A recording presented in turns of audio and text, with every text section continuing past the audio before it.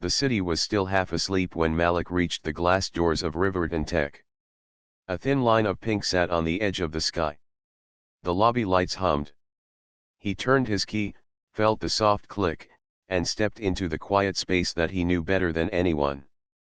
The building smelled of lemon cleaner and new carpet. He liked that smell. It meant the day would start neat, not messy. He rolled his cart to the side, hung his jacket on the hook he had installed himself, and took a breath. This was his time, the hour when nothing asked for attention except the work he chose to do. He checked his small notebook. He liked lists. They let him see the weight of a day and carry it piece by piece. First, the elevators.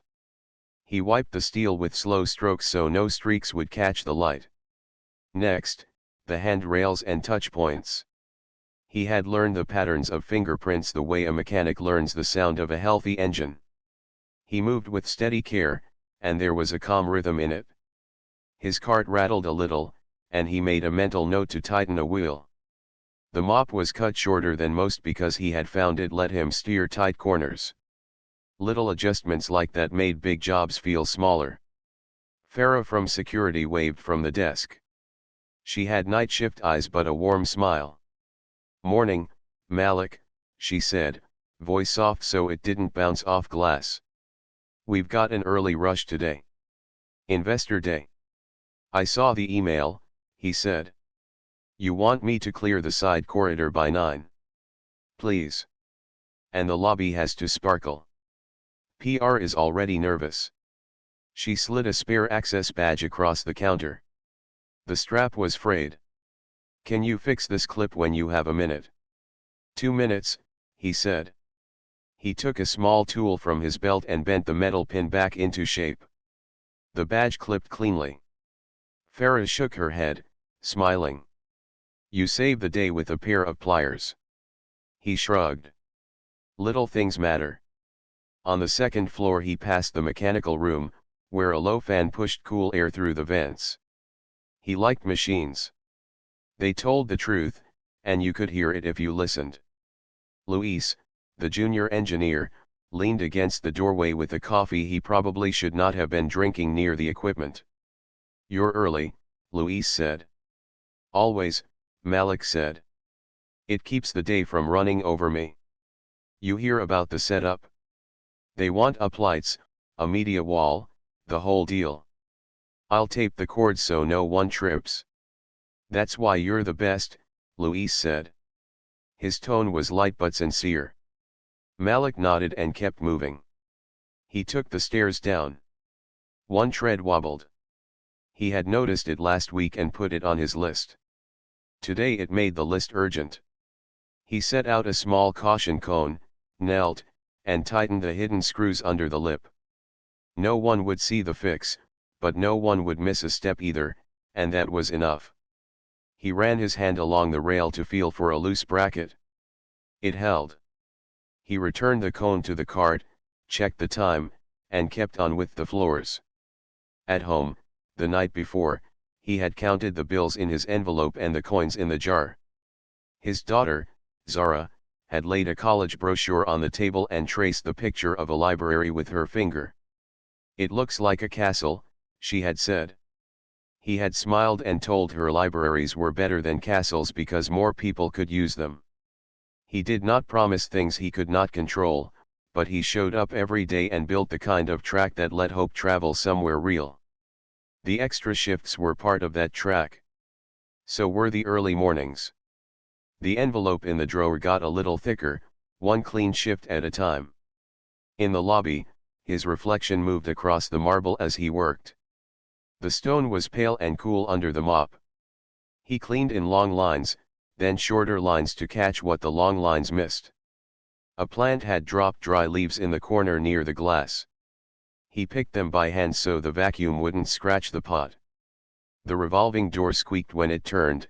He put a drop of oil on the top bearing and wiped the excess so it wouldn't fall on someone's shoulder later. He thought about all the ways a thing could be good, not just how it looked, but how it behaved when 100 people used it at once. Posters in silver frames lined the wall. They showed smiling teams and big words: respect, excellence, drive. In one, the CEO stood in shirt sleeves, arms open, as if welcoming an invisible crowd. The posters had a kind of shine that did not pick up fingerprints. Smart design, he thought. Marketing knew where hands landed. He kept his own hands off the frames anyway. He had seen a cleaner elsewhere scratch a print once and carry the worry for days. An email pinged his phone. Facilities, all hands, Investor Day. Please ensure all public spaces are photo ready by 9:30 a.m. No visible equipment. Lobby furniture to be arranged per PR plan, see diagram. Elevator A out of service from 8:45 to 9:15 for VIP arrival. He studied the diagram.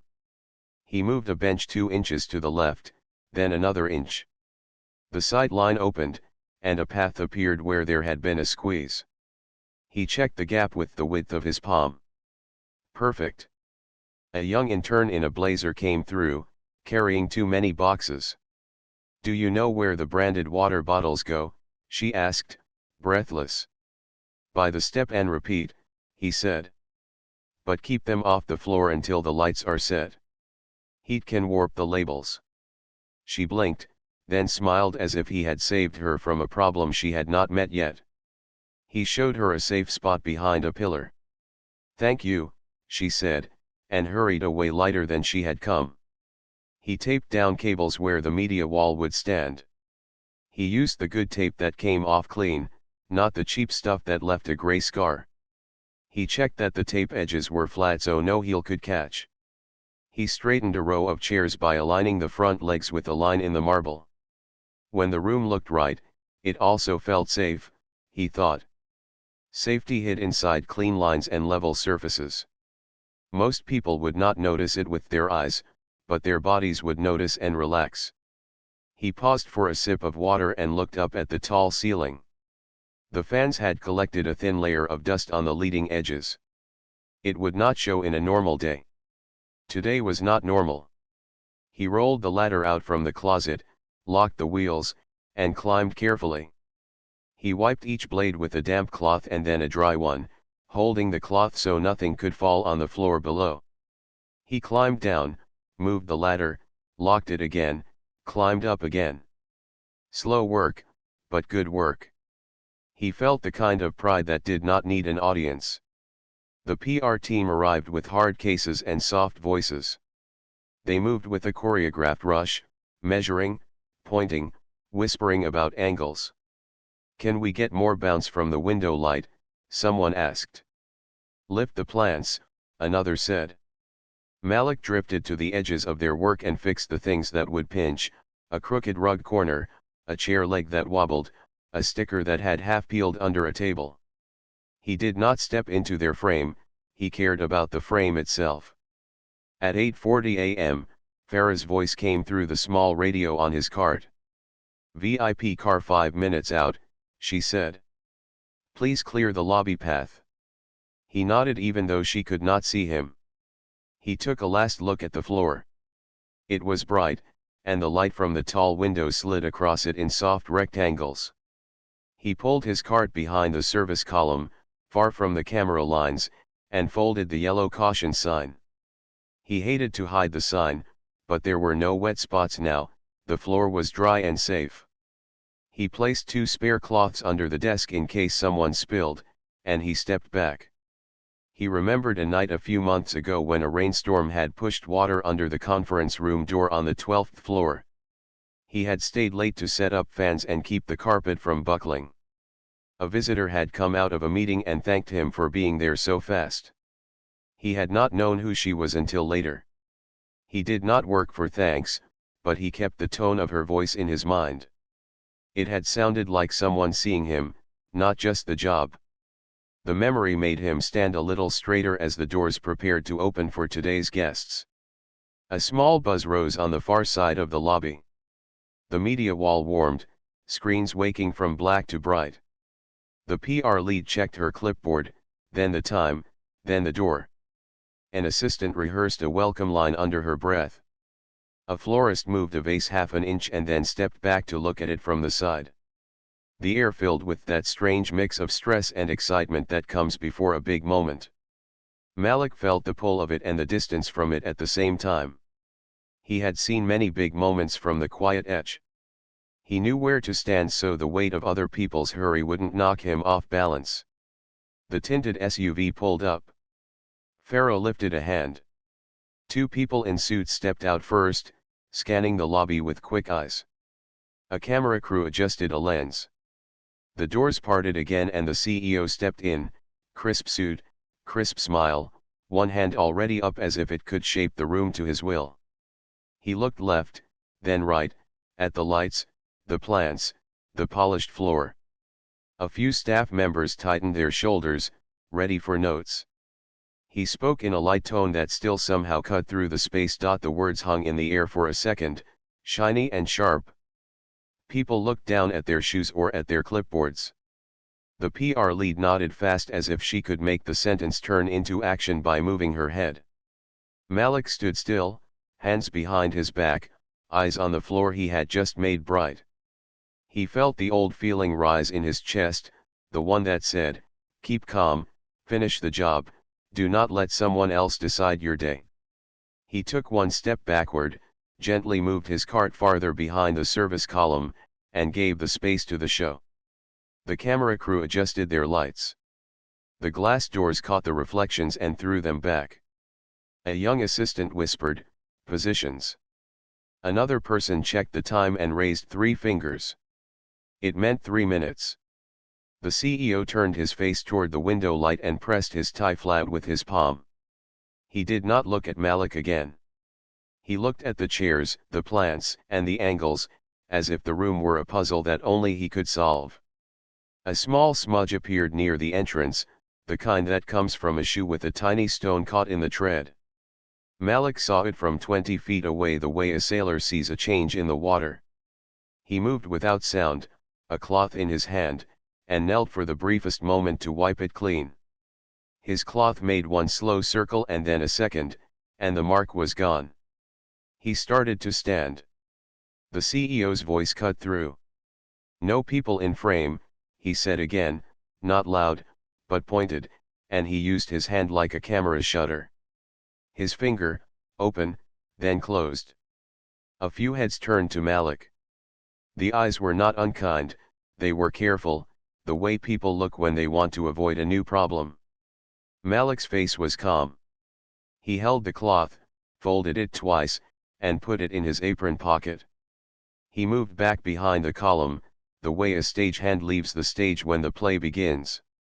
Farah's voice came through the radio. "VIP car at the curb." The doors opened, and a small group entered. They wore the kind of safety smiles people put on when they want a day to go well.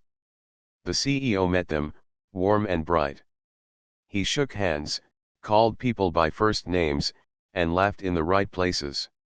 The group made a slow circle of the lobby while the PR lead kept a soft flow of words about vision, culture, and growth. During the slow circle, a light stand shifted. Its foot touched the edge of a rug and made a small wrinkle. Malik saw it and felt that old tug, things that start small can trip someone later.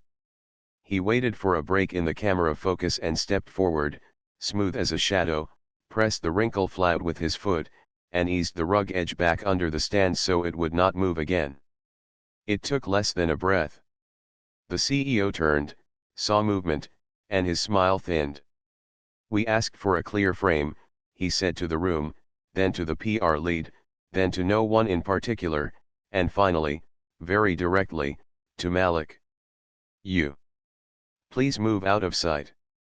The lobby should look like a mirror, not a workshop." People around him made that small stillness that happens in a room when a line is crossed but no one wants to name it. The words were not angry. They were tidy.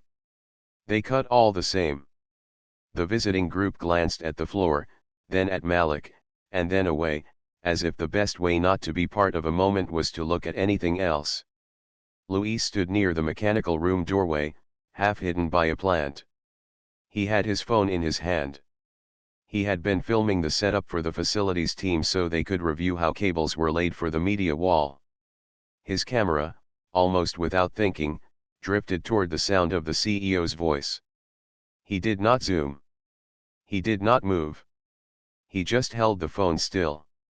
Malik nodded once. "Understood," he said, and his voice was soft. He did not add anything. He did not argue.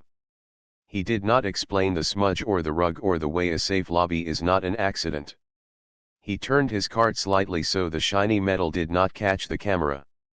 He stepped back into the shadow of the column. The investor group followed the CEO toward the step and repeat. A photographer lifted her camera, bent one knee, and began to click. The CEO's smile returned. He placed a hand lightly on the back of a visitor and guided the group into position. The PR lead exhaled as the first frames came out clean and bright. Farah stood near the desk, eyes on the door, face unreadable. Malik felt the heat in his ears fade. He felt his breath steady. He looked at the floor and the lines he had made and let that be his measure for a moment. He had a job to do, and he did it. He knew that. Other people's words did not change the truth of clean marble and safe cables. But he also knew something else: words in a room like this did not vanish. They stayed, and they shaped how other words were said later.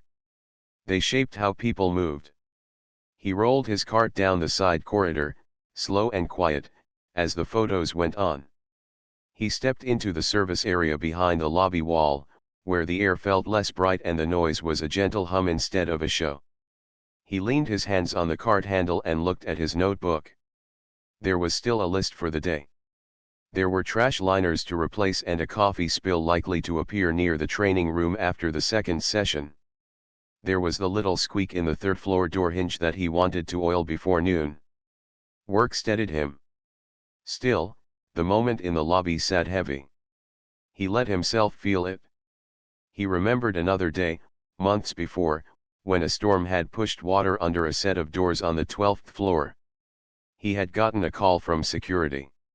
He had taken fans and towels and a small wet vac and moved like a person who has done this before. A meeting had ended late, and a woman with a kind but tired face had stepped out. She had thanked him by name because she had seen his badge earlier in the elevator. She had asked if he had what he needed. He had said yes, and he had meant it. Later, Farah had told him that the woman was Elena Torres, an early investor and a member of the board. He had not made a note of her title then. He had made a note of her tone. It had sounded like respect. He opened his wallet now and took out a small card. It had a simple design. Her name. A number. No extra lines. He had kept it because it felt like a piece of a good day. He had not planned to use it. He was not a person who used such things. He liked to solve small problems quietly and let big problems go to the people whose job it was to hold them. But as he stood in the service area, he thought about the posters on the wall with their big words. He thought about how real respect is not fragile. It can handle a question. He did not want to call to complain. He did not want to make a scene. He wanted to say what happened in simple words, and then hand the words to someone who could check if they fit with the values on the posters. He wanted a fact to meet a promise and see if they matched. If they did, good. If they did not, someone should know. He looked at the clock on his phone. The photo session would run another 15 minutes.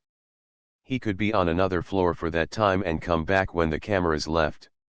He stepped into the small supply room to have a little more quiet. Mops, cloths, and boxes lined the shelves. A faint clean smell pressed at the air.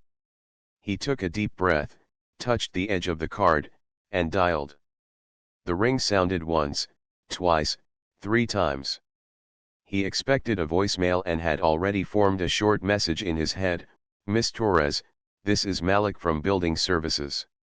We met on the 12th floor after a rainstorm a few months back. I wanted to share a small concern about today's event, because I think it touches the values we have on the lobby posters. I can send a simple timeline with names and camera times. I'm not asking for anything. I just think you should know. He had the words ready in a plain order. He had details to offer if asked, the time, the camera angle near the desk, the people who were in the room. On the fourth ring, a voice answered. Elena Torres. Her tone was the same as before, direct and calm. Good morning, Malik said. This is Malik Jackson. We met during that late night leak on 12 a while back. You said to call if something needed a clear pair of eyes. I remember, she said. Are you all right? Yes, he said. I am. The building is fine. The floors are fine. I'm calling because something happened in the lobby just now, during the investor visit. It was small in the way a sentence can be small and still matter. I'm listening, she said. He gave her the facts. He did not add color. He told her the time. He told her the words. He told her where he was standing and where the visitors stood. He told her about the rug edge and the light stand and the request to keep people out of frame. He did not guess at anyone's heart. He only described what anyone in the lobby could have seen and heard. There was a pause. He heard the distant sound of a keyboard. Thank you for being exact, she said. Do you know if there's lobby camera coverage? There is, he said. Farah at security can confirm. He glanced toward the desk as if he could see through the wall. And there may be a personal recording. I saw a phone near the mechanical room. I did not ask. I can ask if you want, but I don't want to put anyone in a tight spot. You don't need to ask them, she said. If they have it and wish to share, fine. The fixed cameras are enough. Would you be comfortable writing a short timeline? It can be simple, just the order of things, who said what, and the clock time if you have it. I can do that, he said. He had already started a list in his head the moment the words had cut the air. He knew the minute on the lobby clock because he always checked it before he moved the cart. I can send it in an hour. Send it to this number, she said. I'm going into a series of meetings, but I will read it today. Thank you for calling, Mr. Jackson. Thank you for listening, he said. He ended the call and stood very still for a moment. He did not feel lighter or heavier. He felt aligned, like a door after its hinge has been oiled and set back on its pins. He put the card in his wallet again. He took out his small notebook and wrote 3 short lines. 902 CEO enters. 908 rug wrinkle fixed. 909 no people in frame. He would fill the rest after he finished the morning rounds. Work did not stop because a call was made. He rolled the cart down the hallway and checked the training room. The coffee hadn't spilled yet, but the day was long. He left 2 clean cloths near the machine so no one would need to hunt for them. He tightened the loose hinge on the 3rd floor door.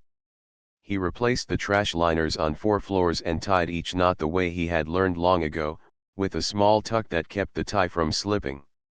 He greeted people by name and kept moving. Back in the lobby, the photo session wrapped. The investor group started toward the elevators. The CEO's smile stayed big, and his voice stayed easy. He did not look toward the column where the cart had been. He did not look toward the service corridor. He talked about a new product line and a plan for the next quarter. He used the word respect again, and it sounded smooth, the way a river stone sounds smooth when you roll it in your hand. Louise stayed a step behind, phone down now. He saw Malik at the edge of the corridor. He lifted his chin in a quiet hello. Malik lifted his in return. Neither man said anything in that moment. The room had its own sound, and words would have fallen flat. There would be time later to decide what to do with a small video on a phone. For now, Malik had a timeline to write and a floor to keep safe for the rest of the day. He walked back to the service area and took a seat at the small metal table where he sometimes ate lunch. He opened his notebook wider and wrote his account in slow, straight lines. He kept it plain. He told the order of events and the names of people who were near. He included the details that matter on a day like this, where the cameras are, where the light stand foot touched the rug, where his cart was when he moved it behind the column. He did not add how he felt. That was his, and it did not change the shape of the facts. When he finished, he took a photo of the page and typed the same words into a short message so it would be easy to read. He checked the spelling of names. He checked the times. He sent the message to the number on the card, and the screen showed the small line that means a message has gone out into the world. He closed his notebook. The lobby hummed. The day moved. People came and went. New footprints glided over old polish. The posters on the wall shone in their frames. Malik stood, picked up a fresh cloth, and went back to work. He did not know what would come next. He only knew he had told the truth to someone who could do something with it. That was enough for now. Malik sent the message and set his phone face down on the table. The screen dimmed, and the room felt quiet again. He stood, put away the extra cloths, and rolled his cart back into the hallway. The building had its normal sounds now, elevator dings, soft talk near the coffee machine, the low buzz of lights. He let the steady rhythm of work carry him a few steps at a time. It helped. He wiped a handrail, emptied a small bin, and straightened a mat so its edge would not catch a shoe. The simple acts were like deep breaths that you take with your hands. His phone buzzed. A new number. He answered. "This is Dana from HR," the voice said. It was smooth and careful. "Could you come by the 10th floor conference room for a quick check-in? 10 minutes. Just to make sure everyone's aligned after the event." "I can," Malik said. He looked at his cart. "I'll park my cart by the service door and be right up." The 10th floor conference room had glass walls that made it feel open but also exposed. Dana sat on one side of the table with a notebook and a pen that clicked with a small sound. Another person from HR, Tomash, sat near the corner with a laptop open. Dana smiled in a way that said she wanted the meeting to go well and end fast. "Thanks for making time," she said. "How are you?" "I'm fine," Malik said. He took the chair closest to the door. He had learned long ago that the chair near the door was a good place. It let a person leave when the work was done. Dana nodded. "We wanted to touch base because investor days are high stress. Sometimes words come out roughly. We want to ensure we're handling things internally and not letting misunderstandings spread." Tomash typed. The soft tapping made a small rhythm. Malik folded his hands. "I understand," he said. "I wrote down a timeline of the lobby event. It's simple, the order of things, who was where, and the time. If you need it, I can share." Dana tilted her head. "That's very responsible of you. In moments like these, the best path is to use internal channels. We ask that employees and contractors refrain from sharing anything outside. It prevents confusion." Malik thought about the card in his wallet and the call he had already made. He did not want to hide this. He also did not want to argue. "I appreciate the guidance," he said. "To be clear, I already called a board member who asked me to reach out if I ever saw something that did not match our values. I gave her the facts. No feelings, just facts." Dana's pen stopped for half a second. "I see," she said. Her voice stayed calm. "Going forward, let's keep the process centralized. If you receive any follow-up, please route it through HR. I can answer questions," Malik said. "And I'm happy to share the same timeline with HR." "Thank you," Dana said.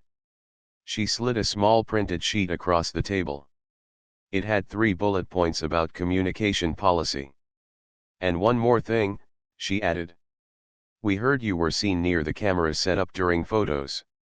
In the future, please keep clear of media areas." I was flattening a rug edge under a light stand so no one would trip, Malik said. It took one breath. Dana smiled again. Understood. We all want safety. The meeting ended with soft words and a promise to follow up. Malik stood, thanked them, and left the room the way he had come, step by even step. In the hallway he met Louise. You okay? Louise asked in a low voice.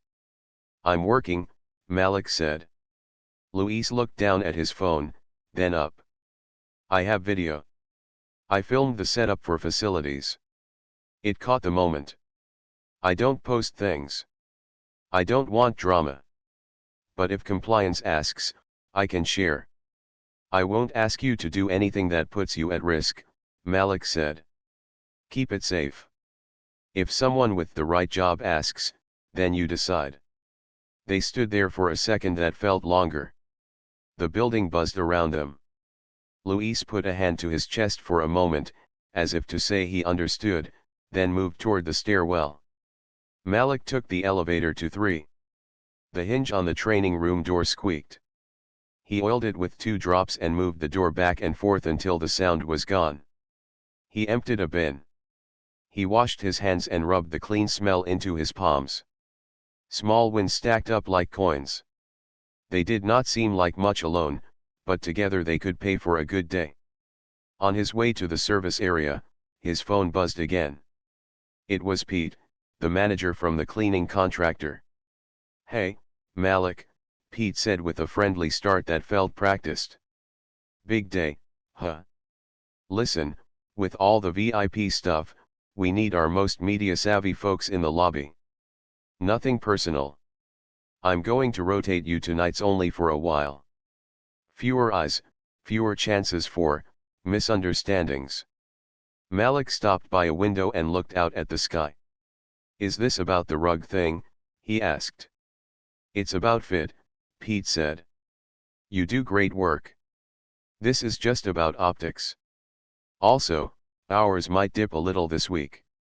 Stay flexible. I can be flexible, Malik said. Can you put that in writing and send it to me? With the reason and the dates. I keep a file, so I don't forget details. Pete's voice shifted a hair. We don't need to make it formal. It's just scheduling. I prefer notes, Malik said, still calm. They help me keep track. If schedules change, a note helps me explain it at home. Leave it with me, Pete said, and ended the call without a clear yes. Malik wrote 3 short lines in his notebook. 11:23 Pete called. Shift change to nights only for optics. Hours may dip. Asked for reason in writing. He did not feel angry. He felt steady. He had learned that pressure often arrived with a soft voice and a smile. The best answer to pressure was a record, not a raised tone. He had lunch in the small break room with a packed sandwich and a piece of fruit. He called Zara and asked about her morning. She said her teacher liked the essay she wrote about the library that looked like a castle. He told her that was good, and that castles were nice to look at but libraries were better to live in. She laughed and asked if that was a joke. A true one, he said. After lunch, he checked his phone. A new message from Elena. Got your timeline. Thank you. Are you comfortable if I share with the board and council? We will use fixed camera footage to confirm. Yes, he typed. You have my permission to share my timeline with the board and council. I can answer questions if needed. Appreciated, she replied. If anyone pressures you, note it down. No need to engage. We'll handle process. I'll update you when I can. Malik put the phone away and felt the hinge in place feeling again. He did not need to fight a storm. He needed to do 2 things, his job, and his part in telling the truth clearly. He went back to the checklist and pushed his cart to the 7th floor. Farah called him to the security desk around mid-afternoon. She kept her voice low. You okay? She asked. I'm fine, he said. She nodded toward the monitors. Lobby cameras have clean coverage for the last 12 hours. Storage policy keeps clips for 30 days unless flagged. If a request comes from council, I'll pull the exact times. I logged a note about a public tone concern at 9:09 a.m., so there's a trail. Thank you, Malik said. Your note matters. Farah shrugged. We keep people safe. Sometimes that means fixing a hinge. Sometimes that means fixing a tone. She slid a bottle of water toward him. You need anything, you ask. The day moved. A coffee spill appeared, as he had predicted, and he cleaned it before it spread under the machine feed. He replaced a light bulb in a hallway that glowed dull. He checked that the caution signs were where they should be and that none had wandered behind a door. Every so often his phone buzzed with a small message. One from Pete, let's discuss schedule tomorrow. No reason in writing. Malik wrote that down too. One from Luis, if asked, I'll confirm. He wrote that down as well. Notes, not noise. Close to 4, HR called again. Dana's voice had a formal sound now. Just circling back.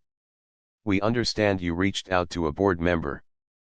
Please route all further communication through our office. I will answer questions from your office, Malik said. And I'll answer questions from any board process. I want the truth in the right places. Understood, Dana said. Also, please avoid discussing this with co-workers. It can create a difficult environment. I talk about work with co-workers, Malik said. I am not starting any talk about this. If someone asks me for a cloth or a tool, I will answer that, as always. Dana paused, then said, thank you for your professionalism, and ended the call. He finished his shift list by 5.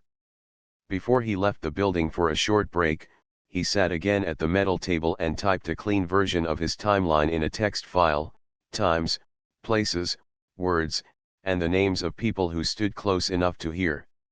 He added a line at the end, I do not wish harm to anyone. I want our actions to match our stated values. My aim is safety and respect for all. He sent the file to Elena's number. A few minutes later, a short reply came back, received. Thank you for your clarity and tone. Then, a little after that, another message, we're reviewing past incident notes. May ask follow-up questions. He put his phone away and walked to the bus stop. The air outside felt warm. He watched a kite pulling against its string above the park, the way it wanted to climb but also needed a steady hand to keep it from falling. He thought about Zara working at the kitchen table, tracing library pictures. He thought about the envelope in the drawer at home and the slow way it got thicker. His break was short. He returned to the building for the evening checks. The lobby was quieter now. The lights were softer. He polished one small area by the door to remove a new mark someone had made with a suitcase wheel. He tied a bag and lifted it with care so it would not tear. He made sure the revolving door did not squeak. He wrote down 2 new maintenance items to pass to engineering. At 6:42 p.m., his phone buzzed again. A message from Elena, board meeting scheduled for tonight. Compliance will pull camera footage. Your timeline helps. I may not be reachable for a few hours. A second message came right after it, just 3 words and a period, thank you, Malik. He stood still with the phone in his hand. He did not feel big. He did not feel small. He felt like a person standing at his post, doing the piece in front of him. He set the phone down, finished the last items on his list, and closed his cart the way he always did, cloths folded, bottles capped, small tools back in their places. Order makes space for good choices, he thought. As he walked toward the service elevator, Luis stepped out of the stairwell. He looked at Malik and gave a brief nod, as if to say he had heard something in the air. Malik nodded back. No words were needed. The building held many words already. They would wait and see which words were chosen next, and by whom. Near closing, Farah waved him over.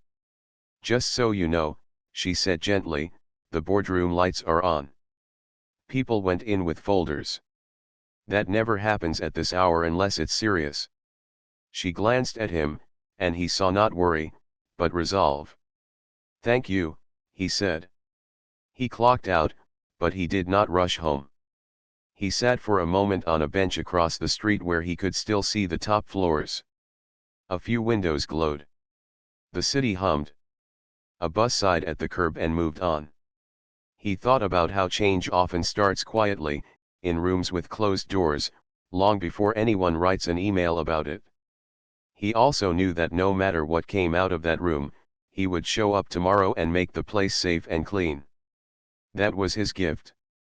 And if the room chose words that matched the posters on the wall, then the building would be better for everyone who walked through it. His phone buzzed one more time. A short note from Elena: "Pattern concerns plus compliance risk. Emergency session tonight." It was not a full story. It was a signpost. Malik read it, put the phone back in his pocket, and stood up. The air felt a little different, like a storm far away that had started to turn the leaves. He headed home, ready to rest, ready to return, ready for whatever the next day would ask of him. The boardroom on the top floor felt different that night. The lights were softer than usual, as if the room wanted calm more than sparkle. A long table sat under a quiet ceiling, and folders lay in a neat line like small, steady boats. Elena arrived with a simple notebook and a glass of water.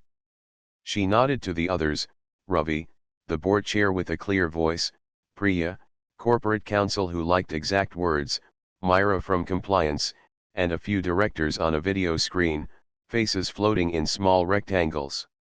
No one spoke about the hour. They all knew late meetings mean serious work. Ravi began with a short frame. "Facts, not heat," he said. "People, not optics. We will listen first." He looked around the room, and the nods that came back felt like a shared promise.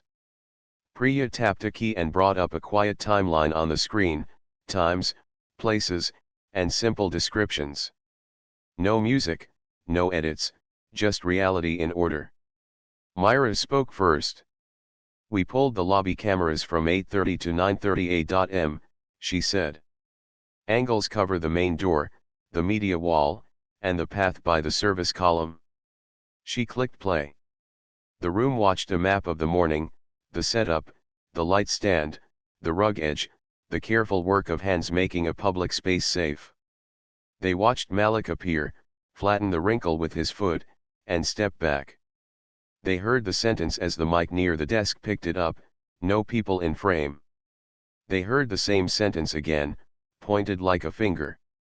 No one made a sound. They watched the same clip a second time, then a third, the way a person reads a line twice to make sure they see all the words. Priya paused the video and pulled up a page from the handbook. "Our policy on respect," she said. "Public settings. Vendor and contractor inclusion. Language and tone." The words were not long. They were steady. "We are not here to judge hearts," she added. "We are here to look at actions and effects." Ravi asked for context. Dana from HR joined by video. She tried to keep her voice even. "Investor days are stressful," she said. "We often see rough edges." She mentioned that she had met with Malik and shared a communication sheet. She said they had asked him to route all follow UPS through HR. She did not hide that he had already spoken to a board member. She did not sound angry.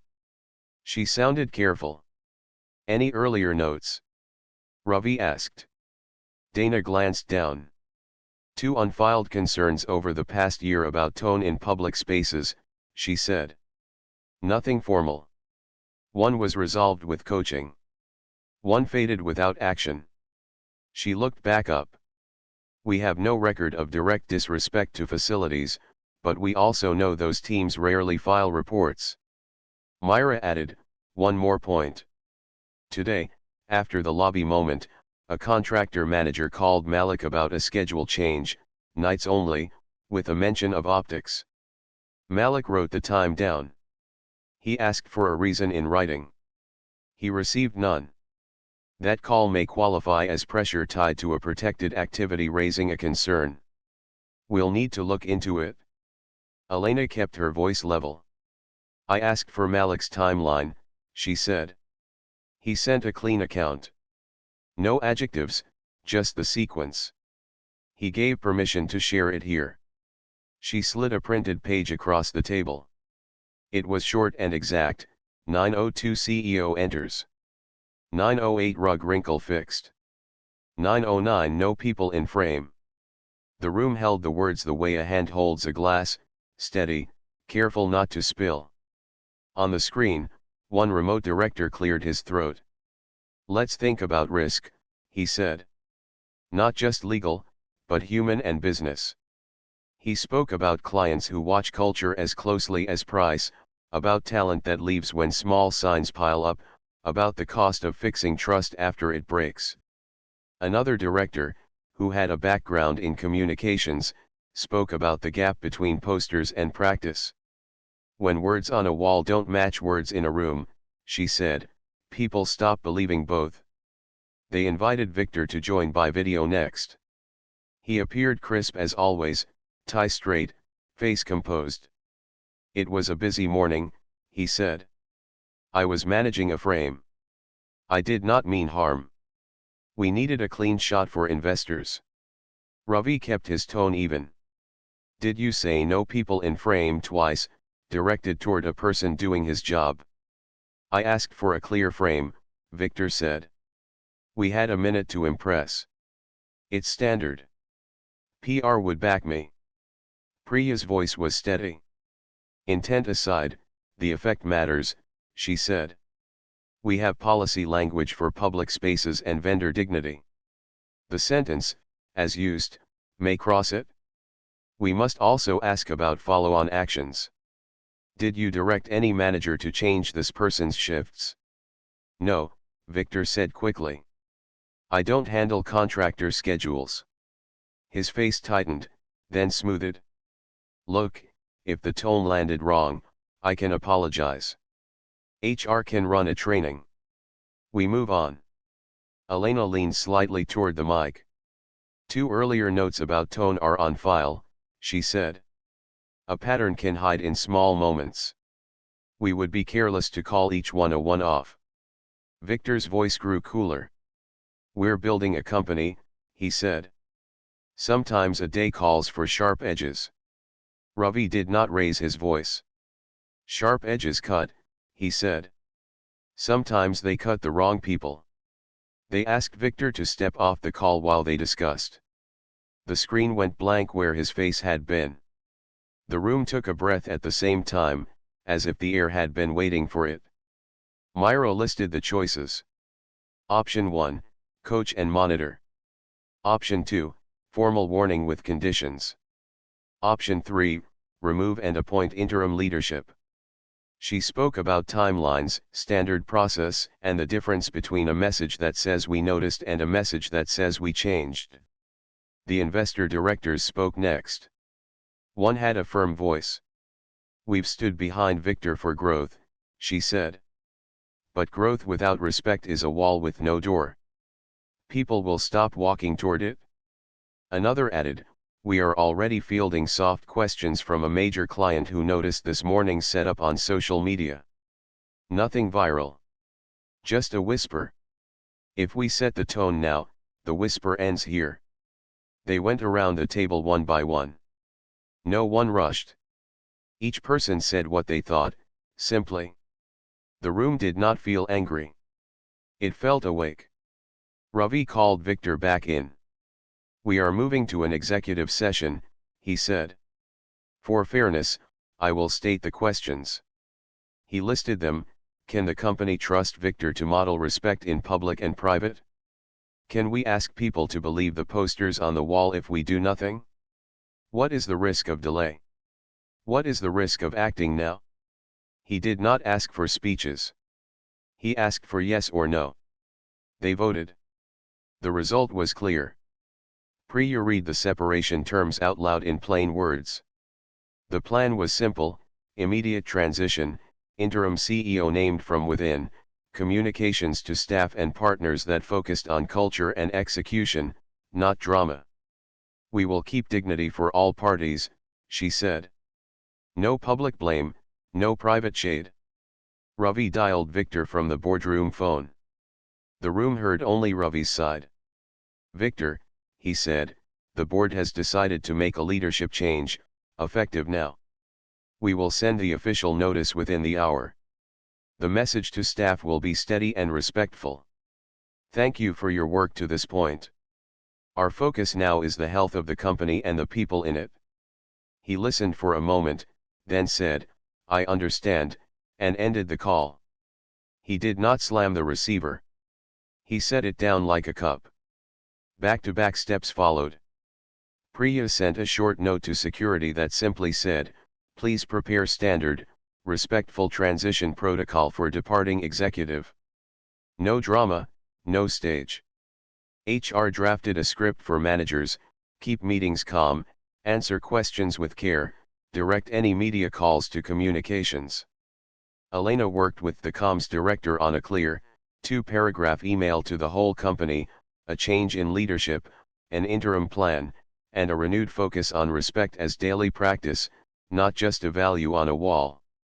No extra words. No buzz. In another part of the city, Malik was at home. He sat at the small table while Zara finished her homework.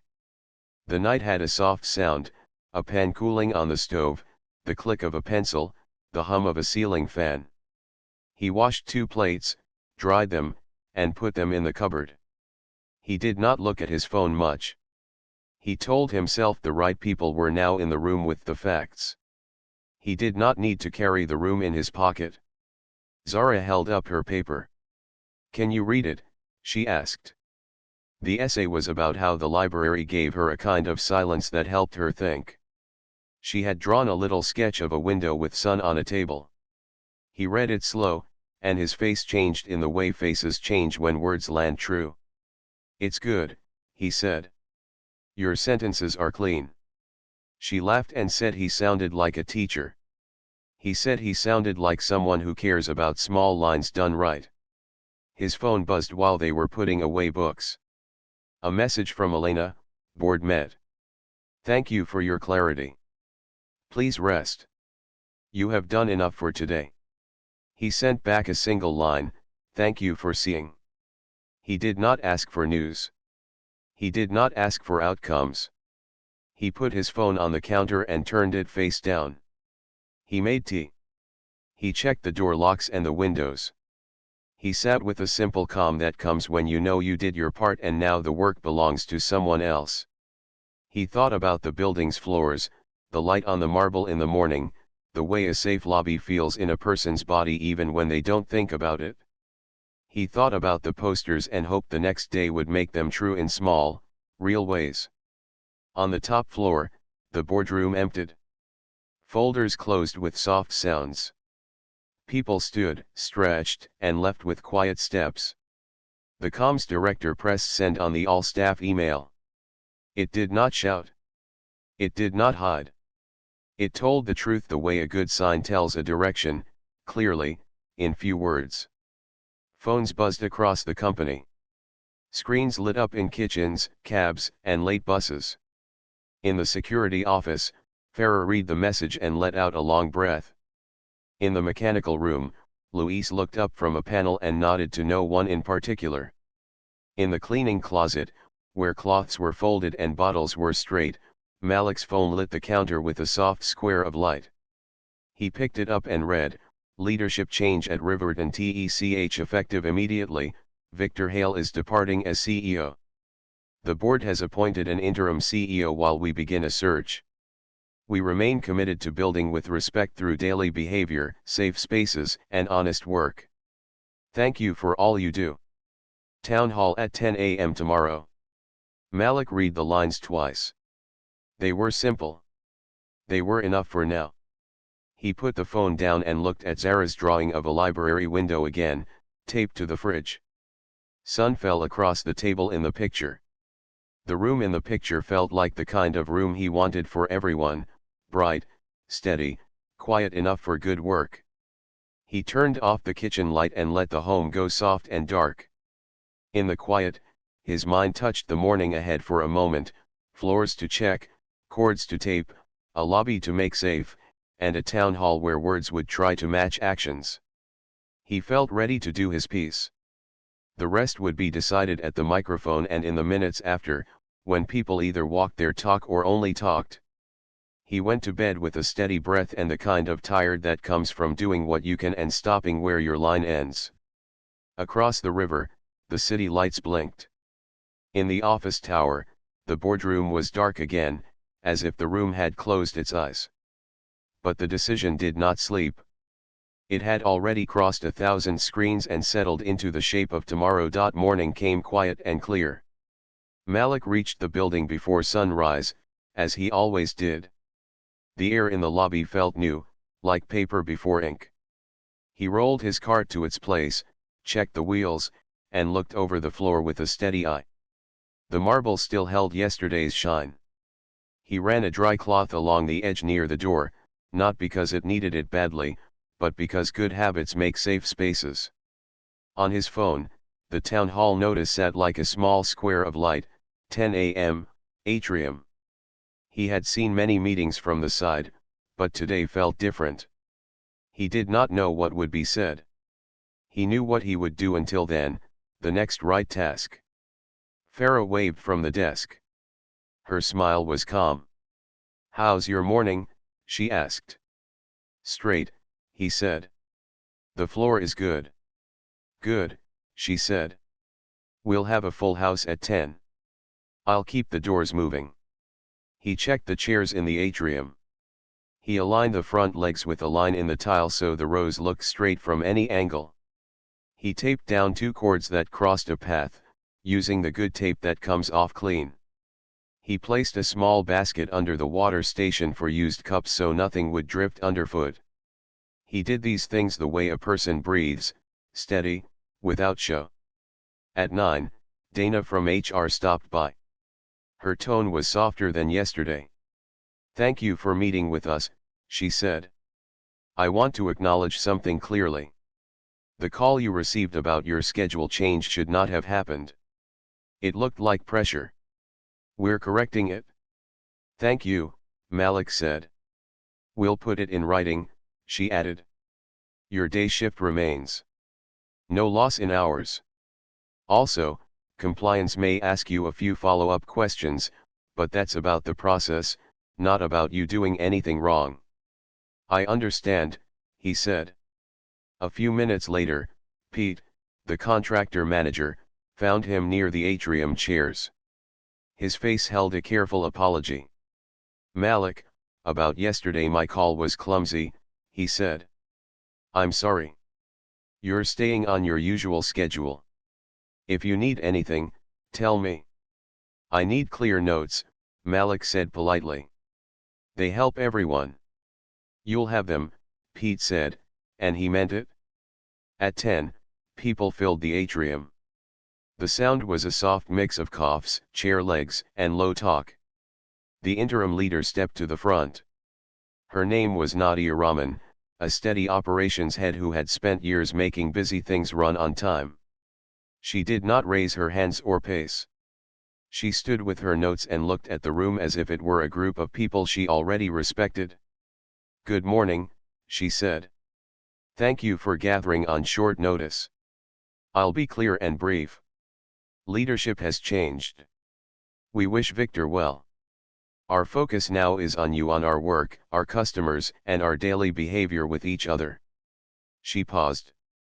"I also want to say this plainly.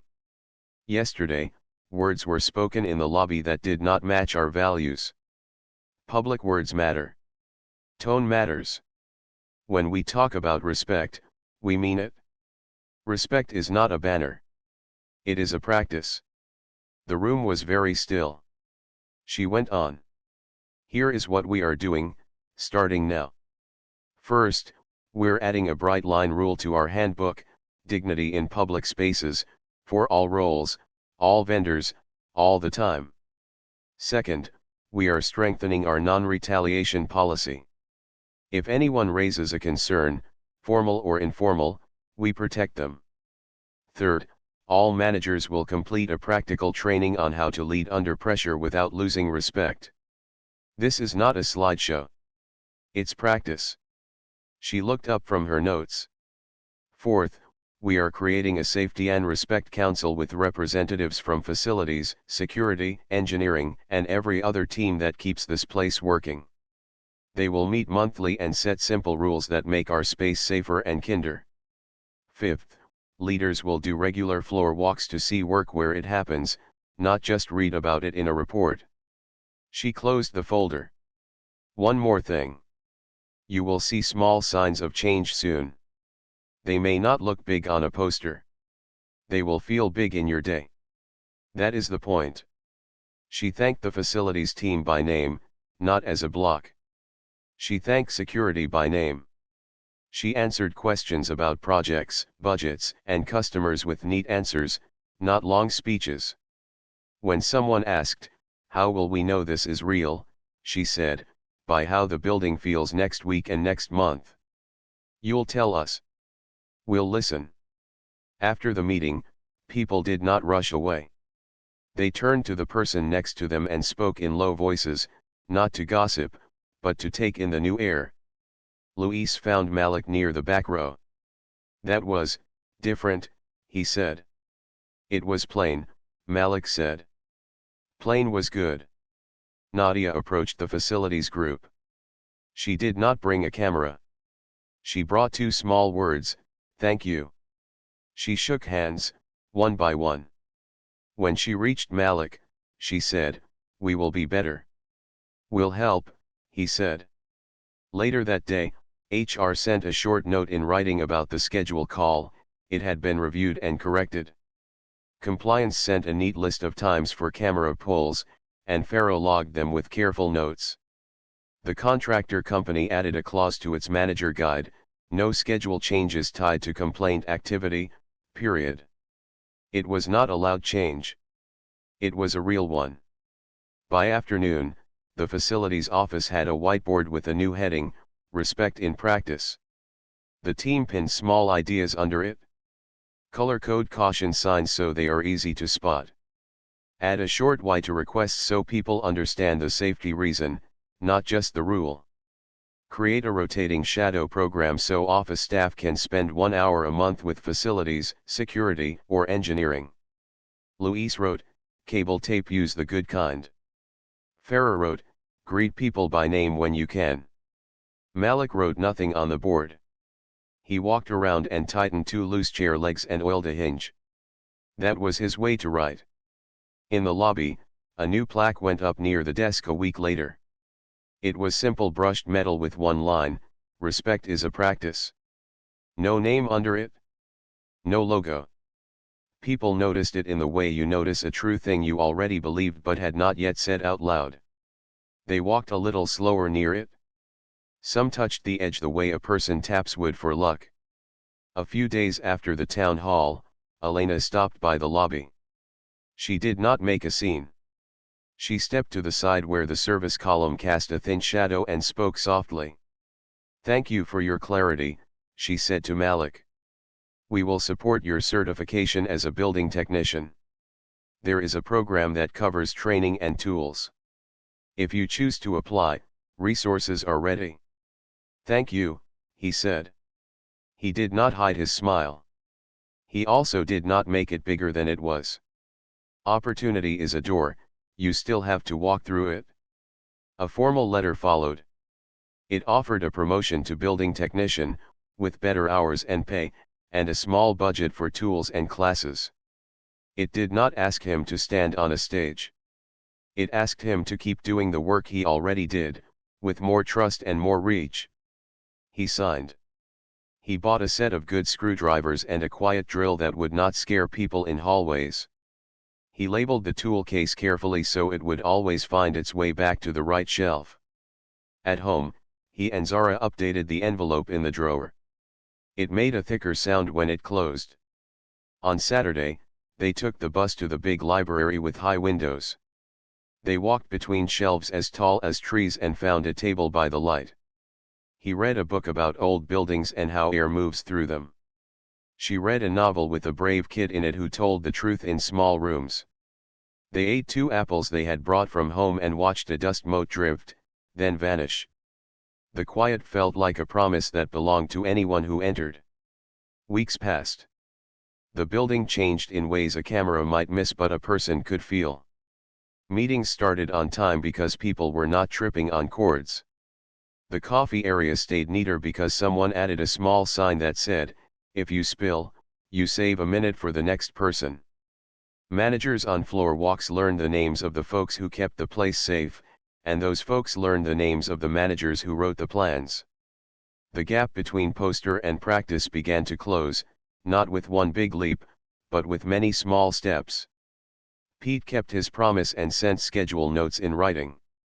He stopped using the word optics. He started asking, "What keeps people safe here?" Luis shared his video with compliance when asked, and then he deleted it from his phone. "No need to hold a match after the candle is lit," he said.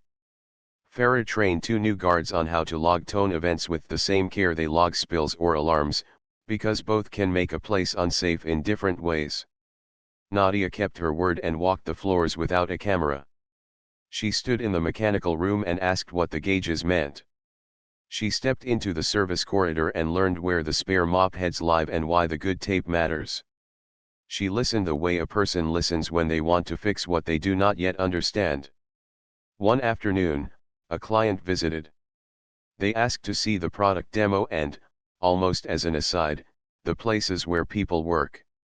They walked through the lobby and into the atrium. They saw no drama. They saw clear paths, even chairs, friendly faces, and a small plaque that did not brag. Later, they told a manager, "This place feels steady." That word mattered. Steady places keep business and people. Malik's days did not turn into applause. They turned into a wider circle of effect. He advised on which entrance mats actually catch grit. He measured a door frame and suggested a better sweep to keep rain from creeping in. He worked with engineering to add a small sensor to the revolving door so it would alert quietly if the top bearing needed oil, instead of waiting to squeak. These were not headlines. They were the kind of fixes that help a day go right for 100 strangers. One evening, as the sun went down and the lobby glass turned gold, he stood with Farah and looked at the line of people leaving the building. "Feels different," she said. "It does," he said. "What changed it?" she asked. "Many hands," he said. Then he added, "and a few clear sentences at the right time." He walked home with a light step. At the corner store, he bought a used math workbook that Zara's teacher had recommended and a small notebook for himself. He liked to keep lists, and now he had more things worth listing: training dates, tool needs, ideas for the safety board, and a dream or 2. He did not write the dreams in fancy words. He wrote them like tasks, because that made them feel close enough to touch. Months later, in a quiet evening at the kitchen table, Zara slid an envelope across to him. It had the name of a college he knew from the brochure she had once traced with her finger. Inside was not a final answer, but an early letter that said her application was strong and the school wanted more papers. He read it twice. He smiled. He placed it on the table as if it were glass. "Keep going," he said. "You're on the path." He washed the dishes, dried them, and set them in their place. He looked at the window where the last of the day made a thin line on the sill. He thought of the title people had been saying in whispers about a janitor, a CEO, and a phone call. It sounded like a sharp story when told fast. Living it had felt quieter. It had been a series of small, careful choices: take notes, tell the truth, ask for safety, keep doing the work. The call was one choice. What came after were many more, made by many people who decided the posters on the wall should mean what they said. He rested his hands on the table for a moment, palms flat, and took a slow breath. Today had been full. Tomorrow would ask for new care, a loose bracket to tighten, a new person to train, a meeting where the safety council would vote on better mats for rainy days. He was ready. Before bed, he checked his tool case. He oiled the small drill.